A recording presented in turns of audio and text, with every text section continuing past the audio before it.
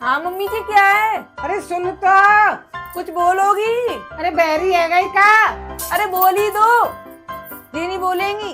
ते काना ने मैं का ठेठी भर के सुनाई ना दे। मम्मी जी 10 बार आवाज दे चुकी पर तुमने कुछ जवाब ही नहीं दिया। ये भगवान सास का हमें जबान चलाती है। अच्छा अच्छा मम्मी जी सॉरी सॉरी।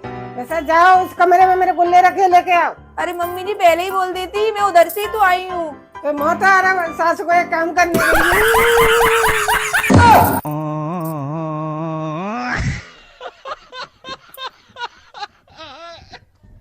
हाँ मम्मी जी क्या है? अरे सुन तो।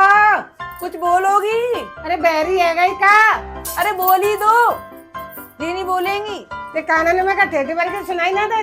मम्मी जी 10 बार आवाज दे चुकी पर तुमने कुछ जवाब ही नहीं दिया। ये भगवान सास का हमें जबान चलाती है। अच्छा अच्छा मम्मी जी सॉरी सॉरी। वैसा जाओ उस कमरे में मेरे गुल्ले रखे लेके आओ। अरे मम्मी जी पहले ही बोल देती, मैं उधर से ही तो आई हूँ। तो मौत आ रहा सास को एक काम करने के लिए।